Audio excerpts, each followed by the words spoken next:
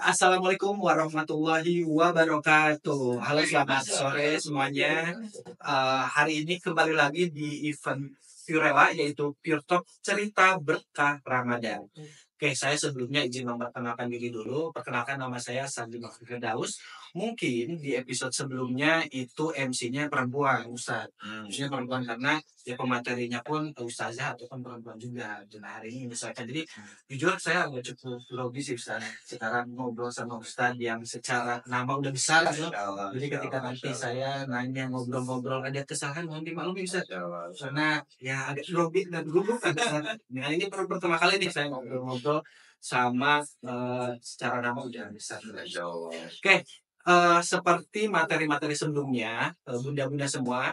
Jadi hari ini pun kita akan membahas berkaitan tentang yang mungkin seperti yang sedang kita jalani nih, yaitu bulan Ramadan. Yang dimana hari ini pematerinya yang sangat-sangat spesial yang tadi saya sudah sampaikan.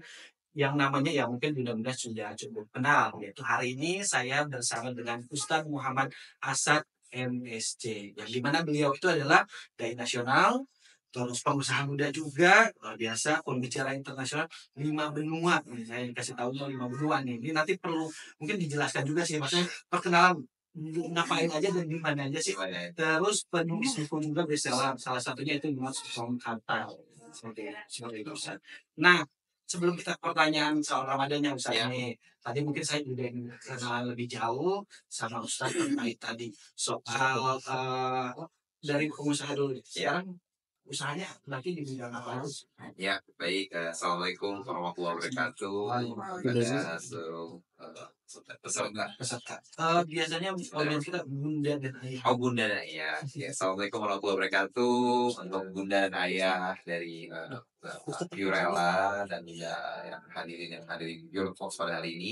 Terima kasih Mas Andi. Senang sekali bisa ketemu Mas Andi. Ya, alhamdulillah memang sedikit perkenalan dari saya. Saya terakhir tuh menyelesaikan S2 di bidang Islamic Finance, keuangan syariah, itu dari Qatar.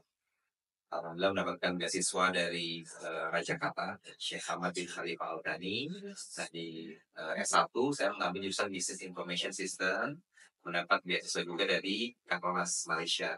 Saya ambil Malaysia S2 di Qatar. Setelah lulus, memang banyak berkutat di dunia wirausaha awalnya. Saya juga seorang penulis. Saat di Qatar pernah menulis buku yang berjudul Notes from Qatar. Nah, itu alhamdulillah sudah ratusan ribu kopi. Total keseluruhan saya nulis buku ada 10 buku. Alhamdulillah. Dan dari mulai situlah saya banyak diundang untuk mengisi awal itu seminar dan buku dan lain-lain terkait dengan kewirausahaan. Alhamdulillah per hari ini gitu ya kami membuat entity yang namanya Magna. Ada beberapa anak usaha di bawah Magna Group ini. Ada Magna Enco itu untuk buat event dan pengajian. Setelah itu juga ada Magna Academy itu untuk kelas-kelas online maupun offline. Ada juga Magna Tour itu untuk travel.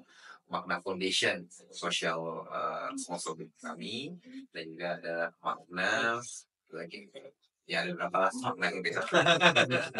Jadi alhamdulillah fokusnya adalah bagaimana kita memberi kebermanfaatan, karena semangat atau visi besar kami adalah fairness and powerless, bahwa sebaik-baik manusia adalah dia yang bisa berikan manfaat bagi orang lain. Alhamdulillah maka info ini sudah berjalan 2 tahun Pak Sandi, hampir 2 tahun, dan kita sudah membuat hampir 25 event ya, kajian-kajian, ada beberapa event besar sudah di IP juga, Makna Fest, Magna Khalija Festival, Makna Series, dan situ kita udah undang banyak sekali ustaz-ustaz dulu kita gitu. Nah kemarin di Makan Hari Sabtu kita buat Makna Series itu Ustaz Agus Somad, seri 1 yang mengisi, seri 2 kami yang mengisi, seri 3 Pak Sadi yang mengisi. Ya alhamdulillah Allah kasih kemudahan dengan total database atau jamaah yang kami punya per hari ini 50.000 jamaah.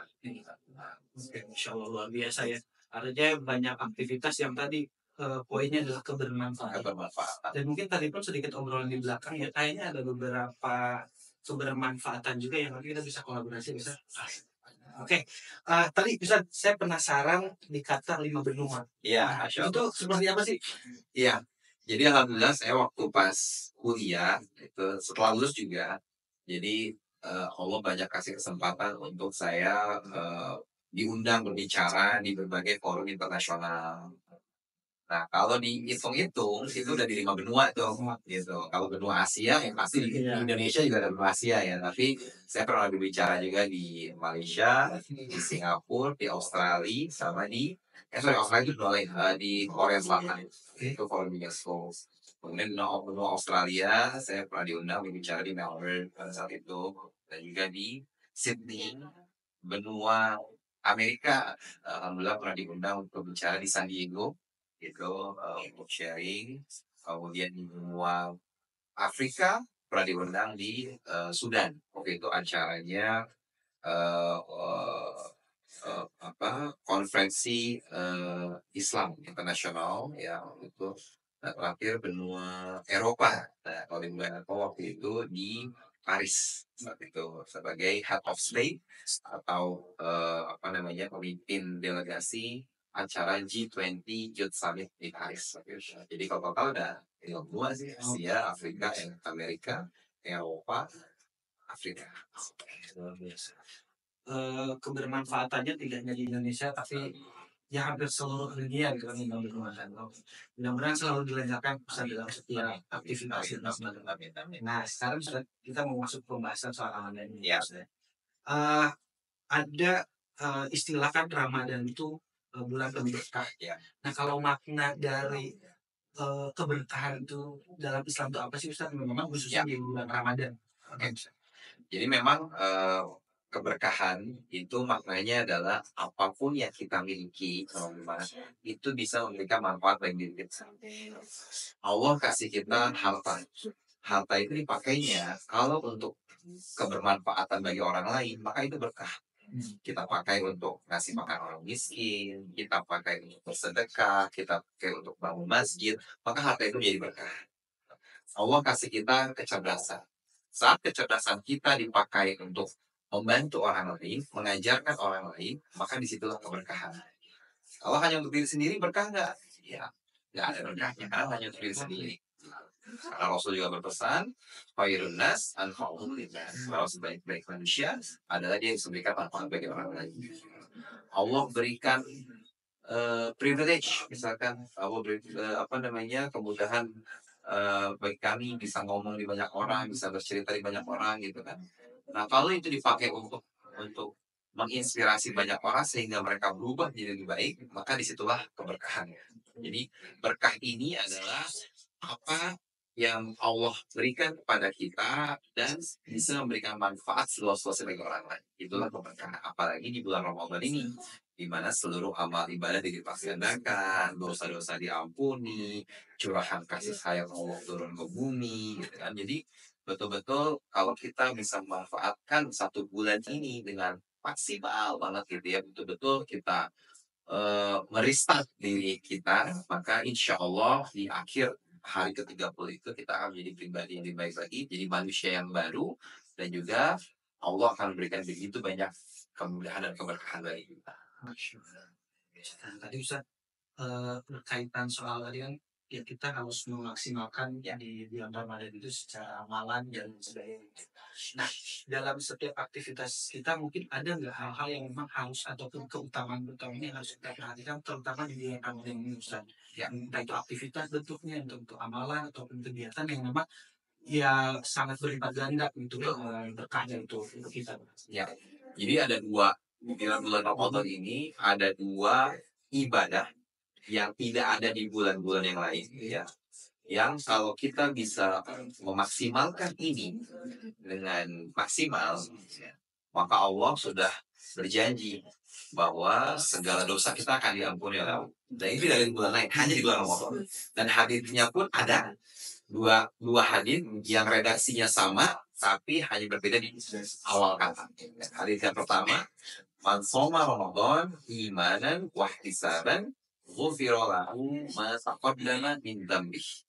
Jadi hadis yang pertama, barang siapa yang berpuasa di bulan Ramadan dengan penuh keimanan dan penuh dengan ihtisaban. Ihtisaban itu muhasabah ya, menghitung kesalahan diri kita gitu ya, maka Apa yang terjadi? Allah akan ampuni segala dosa-dosa kita. Ghufira lahu ma itu maknanya semua. All. Ma taqaddama min dzambillah. Ada hadis yang kedua. Ini redaksinya sama Mas Andi. Hanya berbeda di depan. Kalau tadi man soma Ramadan.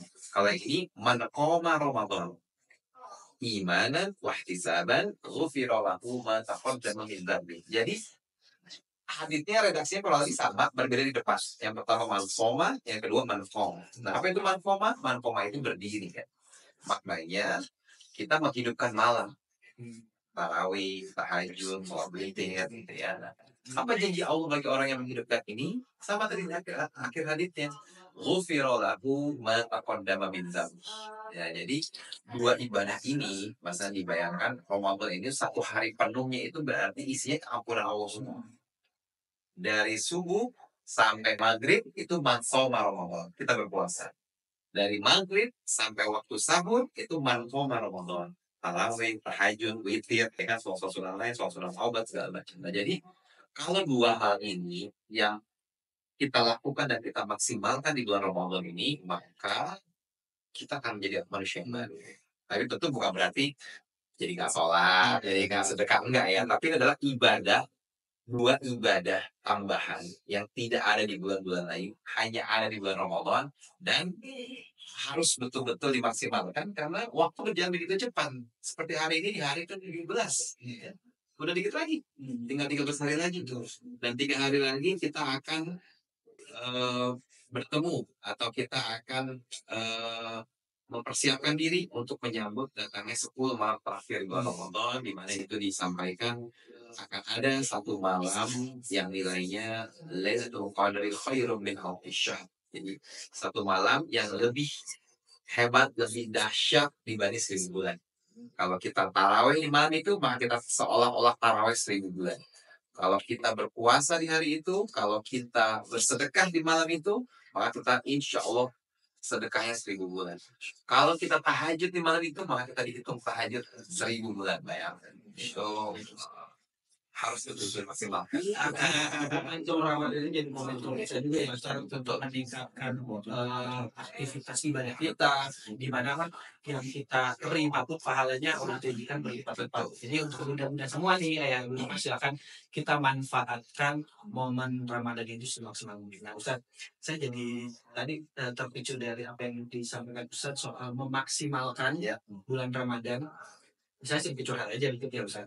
Kan selama seharian kita nggak makan dan minum gitu, menahan makan dan minum, tapi di momen malamnya kita juga harus memaksimalkan ibadah. Betul. Mungkin lebih ke teknis, ada tips nggak Ustaz gimana caranya kita tetap secara amalan ataupun keberkahan dapat, secara aktivitas malam pun kita tetap kuat gitu kan. Ya. Saya nggak bisa bohong Ustaz, ketika udah malam tuh udah makan tuh panas gitu, terus ya jadi meninggalkan hal-hal yang memang sebenarnya itu jadi apa ya, waktu yang sangat-sangat Iya, berkah gitu. iya. Itu Memang puasa ini kan didesain bukan membuat kita jadi sakit. Justru puasa didesain membuat tubuh kita menjadi lebih sehat. Ini konsepnya pertama itu. Kenapa kita perlu puasa? Ya sama kayak mesin, Mas Adi. Kalau mesin itu diisi terus kan, atau handphone itu dipakai terus nggak pernah dicas, itu pasti rusak. Sama tubuh kita ini selama 1 tahun diisi makanan semua tuh. Tiap hari, bener nggak? Mau yang gorengan lah, kikil lah, babat, semuanya tuh. Nah, makanya bulan Ramadan ini bulan untuk menahan. Ya, menahan apa? Menahan semuanya. Makanan, emosi, ya kan, syahwat, kemudian perkataan yang tidak baik. Jadi ini memang betul-betul bulan pembelengan. Bagaimana caranya kalau tadi ditanya, bagaimana caranya kalau misalkan nanti udah buka puasa ya pasti lemas. Nah, berarti kita harus tahu saat buka puasa jangan langsung semua dihantam, gitu kan. Oh, es cendol, es campur, apalagi es kolang kaling, semua yang manis-manis disikat, akhirnya tubuhnya sugar rush namanya, udah terkapar itu. Ya kan, tapi kalau kita makannya dikit-dikit, makannya protein, makannya yang bergizi gitu ya, maka kita bisa kok. Jadi semua itu tergantung niat kita. Nama amal niat. Sama halnya kita hadir hari ini di podcast, kan semua niat nih. Kalau mau tiduran di rumah bisa nggak? Bisa. Mas Andi Aziz kalau memutuskan diri untuk mau rebahan aja di rumah bisa. Tapi kan dipaksa untuk datang. Nah makanya kita pun juga harus paksa. Oh belum, cuma 30 hari udah gue tarawih. Dan tarawih itu singkat. Dari artinya aja tarawih. Wah, jadi masa istirahat. Maksudnya habis isya ke sholat tarawih Mas Andi. Iya, beneran bahkan Nabi itu kalau tarawih itu jelang mau tidur gitu loh. Jadi bisa aja misalkan nih apa namanya isya dulu ya 7:30 gitu terus istirahat dulu ngopi dulu gitu kan 8:30 baru mulai 4 rakaat habis 4 rakaat istirahat lagi boleh nggak boleh karena Rasulullah gitu ada hadisnya Rasulullah taraweh setiap 4 rakaat lalu kemudian dia beristirahat kemudian dilanjutkan lagi. Nah, jadi aku jangan kelamaan ya istirahatnya sampai tiduran jadi mungkin ya habis taraweh kan ngopi dulu yuk minum dulu ngopi gitu ya atau minum vitamin terus 15 menit kemudian baru 4 rakaat lagi. Jadi sesantai itu. Santai itu tapi tentu ya kita juga harus jaga kesehatan jangan tadi ini makanan semua singkat semua hantem habis isya tidur mas bahkan mungkin nggak sempat sholat isya gitu jadi sayang sekali kalau kita juga tidak memaksimalkan ini tapi juga perlu ada usaha tadi tidak serta merta semuanya itu langsung oh ya udah pokoknya kalau Allah ngasih saya ngantuk berarti itu adalah takdir Allah berarti saya tidak tidak perlu taraweh itu hari itu nah, berarti kan ada namanya peran serta kita sebagai manusia untuk berusaha Allah juga sampaikan di surat Al-Ra'd ayat 11 bahwasanya Allah tidak akan mengubah nasib suatu kaum sebelum kaum itu mengubah nasibnya sendiri. Allah tidak akan mempermudah kita untuk melaksanakan sholat taraweh kalau kita juga tidak berusaha untuk menjalankan sholat taraweh. Berarti apapun aktivitasnya itu tidak ada jadi halangan untuk kita melaksanakan dari jauh. Karena ya memang sesantai itu ya, kita pun nggak harus selalu jadi alasan. Betul. Misalnya teman-teman di sini nih pulang dari sini malam, Ya. jadi alasan untuk nggak tahu Enggak, dan itu teman-teman di sini kalau bisa buka puasa lamaan dikit, kalau tahu di rumah bakal ngantuk, tarawihnya di sini. Itu dicatat ya teman-teman. Sampai acaranya jadi alasan untuk nggak tahu. Iya, tapi ya itu. Oke, siap. Terima kasih Ustaz. Nah, mungkin sebelum pertanyaan selanjutnya saya ingin mengingatkan ke bunda-bunda semua atau ayah semua bahwa ketika bunda menyaksikan live ini silakan untuk dibuat resumnya terus nanti bisa upload di Instagram bunda-bunda lalu tag ke kita kalau kita ada reward ataupun challenge untuk bunda-bunda semua. Jadi jangan lupa disimak pembicaraan ini obrolan ini dari awal sampai Kita ke kemana tuh? ke Instagram @purela.official dan pure talks. IG ku juga boleh ada. Siap. Jangan lupa tag juga mungkin di Ustaz supaya Iya. nanti bisa terlihat siapa dia nih yang nonton. @_asap. Oke, siap. Oke, Ustaz. Nah, tadi Ustaz bicara soal makanan tuh yang banyak. Ya. Kita buka. Jadi saya ada satu pertanyaan yang bikin saya penasaran Ustaz. Ya kalau bicara secara sosial Ustaz, kan kebanyakan masyarakat di kita itu mengaku secara kesejahteraan itu apa ya masih jadi persoalan. Tapi saya tuh jadi penasaran kenapa ya setiap Ramadan itu kayaknya orang-orang tuh untuk beli itu ada uangnya gitu. Jadi selalu ada gitu. Artinya terlepas dari apapun susahnya ternyata keberkahan ataupun rezeki-rezeki itu terlihat gitu walaupun dalam setiap aktivitas tuh kayak kita menengah ke bawah nih tapi ya nggak terlihat ketika berharap tuh kayak semuanya senang gembira itu tuh apa Ustaz? Gitu. Mungkin itu adalah salah satu keberkahan dari bulan Ramadan, ya kan? Dan ada satu riset memang, justru di bulan Ramadan pengeluaran kita itu lebih banyak dibanding bulan-bulan lainnya. Gitu. Kenapa? Karena satu untuk sahur kita keluar duit, untuk buka puasa keluar duit, ya mungkin itu masih wajar. Nah, tapi untuk bukber ini kan, ya ini ini soalnya sudah bersinggungan dengan lifestyle dan gaya hidup dan gengsi, gitu kan. Nah, jadi seringkali boncosnya di bukber nih, yang harusnya makan itu normal bisa habis hanya 50.000, karena bukber, karena gengsi, karena mau ikut yang all you can eat bisa jadi 300.000, bisa jadi 500.000, ya kan. Belum nanti untuk yang lain-lainnya lah, gitu ya. Menjelang akhir nih biasanya aduh temen kirim hampers nggak enak kita kirim hampers juga ya akhirnya bener lengkap tuh semuanya gitu nah, tapi tentu kita bisa memilah-milah posnya kalaupun kita harus keluar lebih banyak pastikan uang keluar itu bermanfaat atau bernilai ibadah. Nah, contoh misalkan ya udah pokoknya aku budgetin deh 5 juta nih buat buat Ramadan ini ya udah. Make sure dari 5 juta itu jangan sampai 4,9 jutanya buat ukur mas gitu. Itu udah itu. Minimal mungkin 30%-nya buat sedekah. Kalaupun bukber kita misalkan mau di restoran mewah, coba digeser bukbernya sama anak-anak yatim. Berkahnya dapat, bukbernya dapat, mungkin kontennya pun dapat. Soalnya dapat, ya kan? Karena kan kita sering kali pengen bukber di tempat yang lucu. Buat apa ya? Buat konten juga anak Gen Z sekarang lah ya. Kita nggak apa-apa, itu adalah bagian dari apa namanya ya, proses anak muda lah gitu. Pengen dilihat kayak ini. Tapi kalau bisa pelan-pelan kita geser. Oke lo mau bukber, mau buat konten bisa kok buat konten sama teman-teman anak-anak yang kurang mampu. Ini kan malah justru akan lebih menambah kemanfaatan dan keberkahan buat kita semua. Dan menginspirasi orang juga ya. Dan menginspirasi orang semua gitu loh. Oke, siap. Oke, Ustaz tadi balik ke ini Ustaz, ke buka dengan anak yatim. Artinya itu hal aktivitas yang kita bisa lakukan dengan ya insya Allah pahalanya pun berlipat-lipat Ustaz. Nah, ada nggak amalan-amalan lain yang bisa kita lakukan? Baik itu walaupun udah terlewat misalnya di awal Ramadan, tengah Ramadan ataupun akhir Ramadan. Ya. Jadi memang bulan Ramadan ini kan terbagi menjadi 3 bagian. Awal, tengah, akhir. Di awal disebutkan istilah tempatnya rahmat Allah turun. Ya, jadi 10 hari pertama adalah harinya rahmat Allah. Ya, blessing Allah, karunia Allah, nikmat-nikmat Allah semua turun di 10 hari pertama. 10 hari kedua sekarang ini itu adalah masanya pengampunan Allah. Jadi banyak-banyak beristighfar. Kalau ditanya apa amalan di 10 hari kedua ini, perbanyak istighfar. Perbanyak minta ampun. Minta ampun. Allah pasti ampun dosa kita. Pasti. Sebanyak apapun dosa kita, selama kita tidak syirik kepada Allah, tidak menduakan Allah, maka Allah akan ampuni.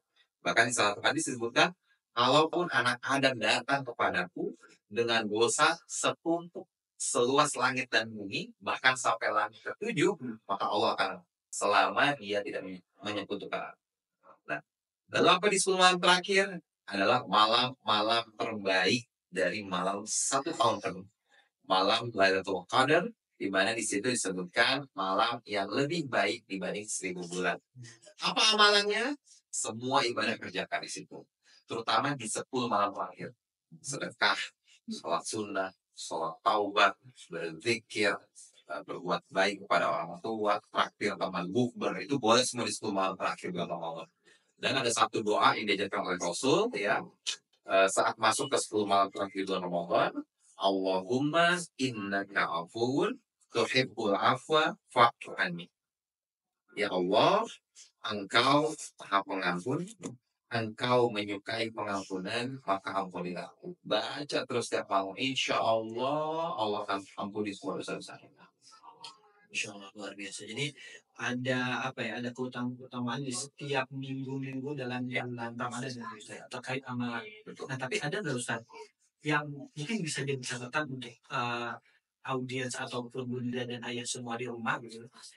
Aktivitas ataupun amalan yang itu tuh punya apa ya? Punya makna, punya keberkahan yang luar biasa, tapi sering dilupakan gitu. Ya. Itu hal yang mungkin sederhana tapi itu punya makna yang luar biasa. Ada nggak? Ya. Hal-hal seperti itu. Mungkin kalau zikir, kemudian sholat, ya itu mungkin setelah juga ya. Cuma di bulan Ramadan ini, karena maknanya tentang puasa. Kita kan ngomongin tentang puasa gitu. Nah, maka amalan apa sih yang kira-kira mendatangkan banyak berkahnya yang kita dapetin di hari sebelumnya? Traktir orang buka puasa. Oh gitu, itu termasuk. Ya, itu termasuk. Mentraktir orang makan itu pahalanya luar biasa. Pahalanya itu minimal 40 hari kita dapat. Kenapa? Karena saat kita traktir, saya traktir Mas Adi ini es cendol. Es cendolnya itu masih ada di tubuh Mas Adi selama 40 hari. Makanya kalau kita minum alkohol kan 40 hari soal nggak diterima. Karena masih ada zat haram di tubuh kita. Sama yang kita traktir. Dan orang yang mentraktir atau memberikan hadiah itu terjadi hubungan silaturahim yang baik.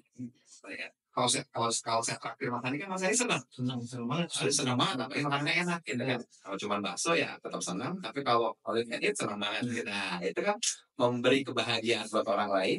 Plus Rasul bilang gini, Kalau kita memberi makan orang berbuka puasa, maka kita mendapatkan pahala sama persis dengan orang itu, tanpa orang yang berpuasa itu kehilangan pahala yang baik banget.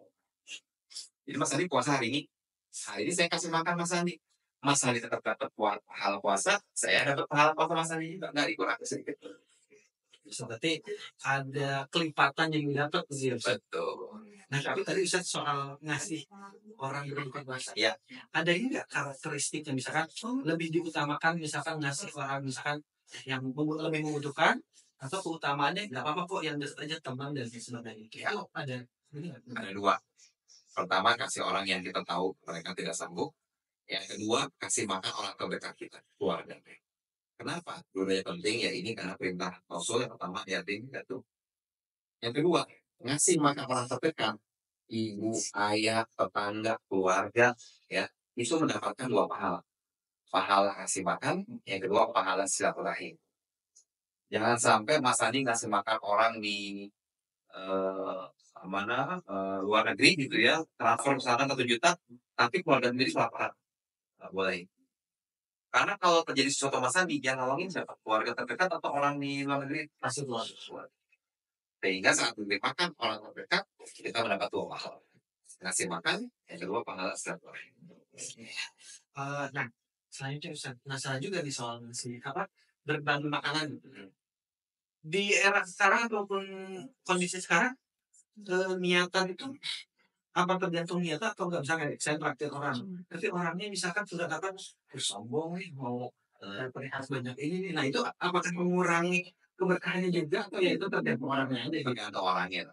Semua niat baik itu berpulang pada yang melakukan, bukan berpulang pada yang menerima. Saya niat baik nih ngasih uang ke Mas Andi, misalkan 100.000 buat ongkos. Jadi baik saya kalau makan ke kehujanan, karena naik Grab, saya online kah gitu. Tapi Mas Andi nganggap uang lagi hina gue nih, mau punya duit apa gitu. Ya itu tidak mengurangi pahala saya. Tapi kalau niat saya untuk ria, nah itu hilang.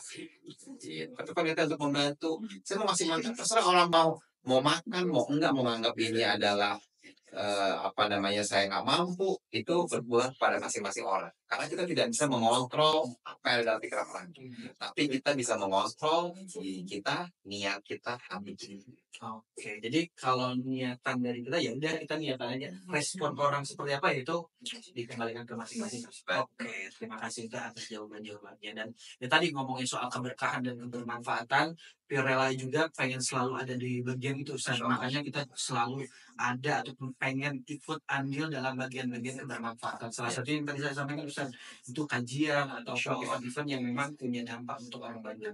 Karena walaupun viral ini adalah skincare baby and kids gitu, tapi kan jangkauannya bukan hanya anaknya, tapi ya orang tuanya juga ayahnya juga. Di bulan Ramadan kita nganggap bangun pagi itu susah banget. Di luar bulan Ramadan. Di bulan Ramadan mau nggak mau karena kita takut lapar, akhirnya bisa bangun sahur, bisa plus tahajud pula lagi bisa. Di bulan Ramadan, di luar bulan Ramadan kita anggap sholat malam itu susah, tarawih itu nggak kebayang, isya itu tiduran terus. Di bulan Ramadan kita dipaksa untuk sholat tarawih dan bisa juga gitu. Nah harapannya setelah bulan Ramadan ini berakhir, tidak hanya berhenti sampai di sini, tapi segala kebaikan yang sudah kita tanam saat bulan Ramadan itu harus dilanjutkan di 11 bulan ke depan. Jadi bulan Ramadan itu bisa dikategorikan waktu kita berlatih ya, berlatih untuk gimana caranya ketika 11 bulan sebelumnya ya tetap konsisten seperti itu. Dan bahkan ini kan latihannya pun dikasih keberkahan berlipat ya, momen-momen ini gitu kan. Nah, tadi kalau misalkan dalam proses apa ya, kita menjalani ibadah puasa Ustaz, kan keberkahannya luar biasa ya. Tapi kalau dari sisi cobaannya itu apakah memang dilipat gandakan juga atau memang kita dijaga tuh untuk tetap bisa apa ya, konsisten ataupun baik dalam mendapatkan keberkahan positif Ya, sendiri. memang ada satu hadis kan yang mengatakan bulan Ramadan ini kan pintu-pintu surga dibuka, pintu-pintu neraka ditutup, Ya. dan setan-setan dibelenggu. Ya. Tapi kok masih ada orang-orang yang berbuat jahat, kriminal masih ada aja di bulan Ramadan. Karena memakainya bukan berarti dengan sekali bulan itu tidak ada kejahatan sama sekali, tapi lebih kepada bulan Ramadan ini kecenderungan orang untuk berbuat baik itu lebih besar loh dibanding berbuat jahat. Benar nggak? Kita tuh kalau di bulan lain kan kalau mau buat bisa ngomongin orang, oh nggak apa lah sikat aja gitu ya. Tapi kalau di bulan Ramadan, jangan deh, jangan buat nggak enak lagi Ramadan. Tunggu lagi bulan depannya periksa ini nah gitu gitu. Nah, berarti harapannya dengan seperti itu, maka setan-setan itu sebenarnya semakin semakin sedikit peluang untuk mengajak orang berbuat kejahatan. Tapi tentu kita sebagai manusia juga diberikan akal pikiran untuk melakukan apa yang menurut kita benar, menurut kita ini tidak benar nih. Sekarang misalkan setelah dari sini kita mau pergi ke misalkan maaf ke tempat-tempat yang tidak baik ke klub misalnya bisa banget. Tapi kan kita juga punya pikiran gitu. Oh, saya juga kemauan lagi mengingat tarawih dan bertualang dapat pahala. Jadi kembali lagi berpulang lagi kepada diri kita bahwa kalau kita ingin melakukan hal-hal yang buruk, maka ayo pikirin lagi ini bulan Ramadan nih gitu. Dan harapannya jangan sampai hanya bulan Ramadan selesai nanti bulan depan dikerjain lagi nggak gitu juga, tapi harapannya insya Allah tidak terjadi sama sekali. Oke, nah tadi Ustaz menanggapi terkait bulan Ramadan ini jangan sampai menjadi apa hanya momen untuk sesaat aja gitu. Yang itu harus apa ya harus bisa dilakukan di bulan-bulan selanjutnya. Tapi ada nggak hal-hal ataupun eh, aktivitas yang bisa kita lakukan agar memang benar-benar Ramadan ini jadi titik balik kita untuk menjalani bulan-bulan selanjutnya itu lebih baik dan lebih berkah lagi, Ustaz? Iya, mungkin tadi jawabannya kan sudah disampaikan bahwa bulan Ramadan ini adalah bulan latihan, bulan gemblengan. Sehingga harapannya di bulan selanjutnya 11 bulan, bukan hanya bulan saja, 11 bulan ke depan, Ramadan ini di hari ke-30 nanti itu akan menjadi titik balik bagi siapapun untuk merubah hidupnya menjadi lebih baik lagi. Jadi ya ini jadi pertanyaan buat saya juga Ustaz, bahwa ternyata setelah Ramadan itu bukan finish ya, Bukan. tapi ini start buat kita. 11 bulan ke depan itu. Nah, Ustaz, mungkin pesan nih untuk apa ya? Untuk bunda ataupun ayah-ayah yang di rumah nih, untuk bagaimana kita memaksimalkan momentum Ramadan ini Ya. yang memang bisa kita lebih apa ya maksimalkan gitu Ustaz Ya. dari hal apapun. Boleh Ustaz silakan disampaikan. Ya, ayah bunda semuanya, bulan Ramadan adalah bulan terbaik bagi kita untuk melakukan segala amal ibadah. Allah berfirman di surat Al-Baqarah ayat 183, ya ayyuhalladzina amanu kutiba alaikumus siyamu kama kutiba alal ladzina min qablikum la'allakum tattaqun. Diwajibkan atas kamu berpuasa wahai orang beriman. Tujuannya untuk apa? Di akhir ayatnya. La'allakum tattaqun. Jadi bulan Ramadan ini kita ingin mengejar predikat takwa. Kenapa kita harus mengejar predikat takwa? Karena di surat Al-Imran ayat 76 Allah berfirman bahwasanya Allah mencintai orang-orang yang takwa. Sehingga kalau kita sudah mendapatkan cintanya Allah, maka apapun yang kita inginkan itu pasti akan dikasih. Yang pertama. Yang kedua, orang-orang yang bertakwa, pemain sakilah, yaj'al lahu makhraja, akan diberikan jalan keluar dari arah yang tidak disangka. Dan yang ketiga, wa yarzuqhu min haitsu la yahtasib, akan diberikan rezeki dari arah yang tidak disangka-sangka daripada. Jadi di bulan Ramadan ini, ayo kita tingkatkan segala amal ibadah, terutama puasa kita. Karena puasa adalah ibadah yang spesial di mata Allah. Maka Allah sampaikan, puasa ini adalah ibadah yang khusus untuk aku. Tidak untuk orang lain. Maka pahalanya pun langsung dari aku. Karena kalau di puasa, kita nggak tahu. Saya dan Mas Andi sekarang duduk di sini. Kita saling nggak tahu apakah dua-duanya sama-sama berpuasa atau enggak. Tapi kalau sholat, kita bisa lihat, oh Mas Andi sudah sholat asar. Mas Andi sudah sholat maghrib, saya sudah sholat isya. Tapi kalau puasa nggak ada yang tahu. Kita nggak ada yang tahu. Mungkin di antara dari kita mungkin ada yang sebelumnya umur oke sih nggak tahu ya. Jadi puasa ini betul-betul ayo maksimalkan 30 hari di dalam masa penggemblengan kawah canda di muka. Insya Allah setelah 30 hari ini kita akan menjadi pribadi yang lebih baik lagi dan pribadi yang bermanfaat. Amin. Amin. Oke, Ustaz, terima kasih banyak. Terima kasih. Sebelum itu, Ustaz, ini kita kan ditonton online nih, kita live nih. Iya. Nah, ada beberapa pertanyaan yang mungkin ingin ditanyakan Ustaz. Ya, boleh. Pertama, ini udah diketik nih dari Rizka Ratna. Nah, pertanyaan kalau ataupun Bumil tidak puasa dan sudah bayar fidyah, apakah tetap berdosa? Ya, Dari Bunda Rizka. Itu gimana? ya kalau apa namanya, kalau sudah dibayar fidyah, prinsipnya itu sudah tidak perlu dipotong.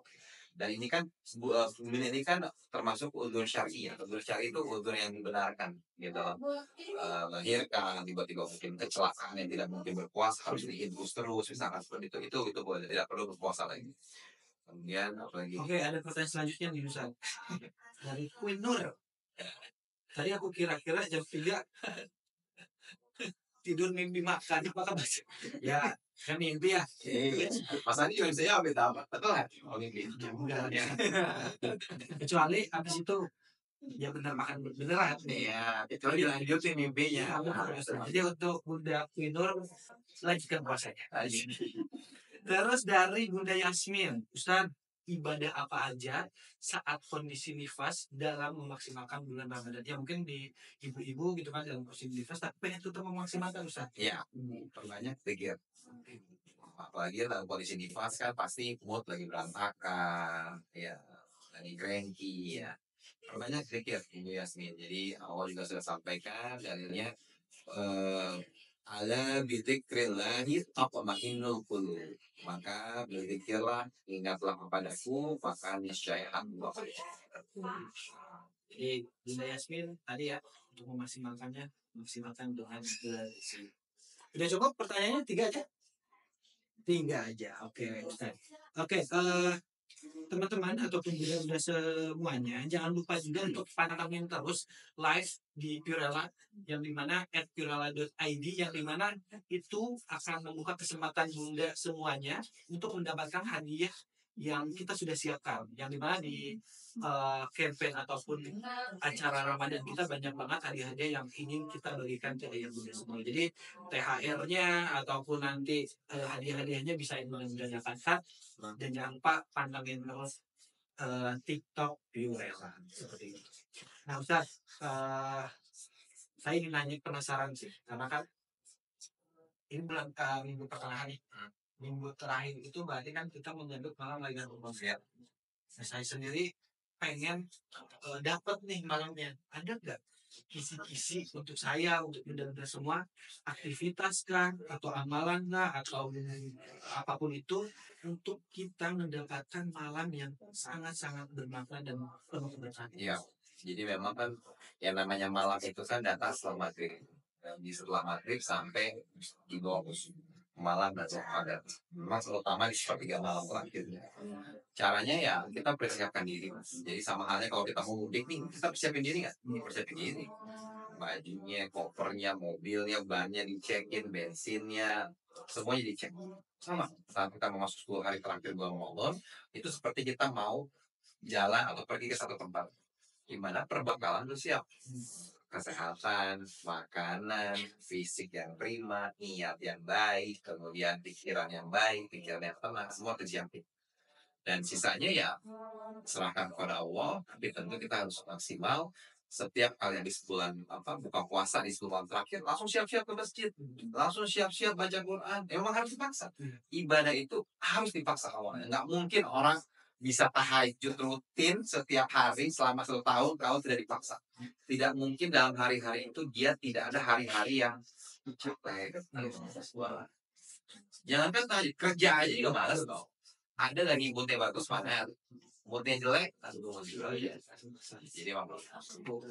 Jadi harus dipaksa ya, karena ya tadi ini setahun sekali Ustaz ya, jadi itu harus dipaksakan, dan kalau sebisa mungkin ya itu jadi reminder buat saya juga, buat teman-teman semua yang ada di rumah, kita harus dapat lah, walaupun dapat atau enggaknya ada ciri khas buat pribadi kita malah mengajarkan kita jadi pribadi yang baik secara apa namanya personal kita kan jauh lebih baik. jadi itu ya, mudah-mudahan kita semua dapat malam Amin. itu ya. Oke, untuk teman-teman semuanya, saya juga ingatkan kembali ya, jangan lupa untuk merisum terkait obrolan kita dari awal sampai akhir ini. Jangan lupa upload di story-nya, lalu tag ke akun Instagram purela.official, lalu akun Pure Talks. Nanti Kita akan coba repost dan pilih mana memang yang paling oke misalnya.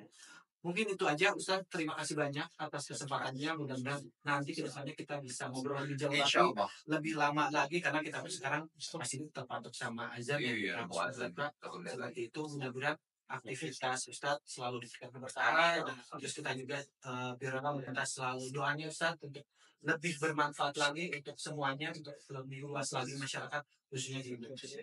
Mungkin itu saja pertemuan kita di hari ini. Sekali lagi terima kasih Ustaz. Lalu terima kasih untuk ayah bunda semua yang udah stay nonton kita ya hampir 1 jam ini. Mudah-mudahan di next pertemuan bisa bertemu lagi. Selamat berbuka untuk semuanya. Sampai ketemu di pertemuan selanjutnya. Saya Sandi Maksud Daus undur diri. Terima kasih. Assalamualaikum warahmatullahi wabarakatuh. Waalaikumsalam.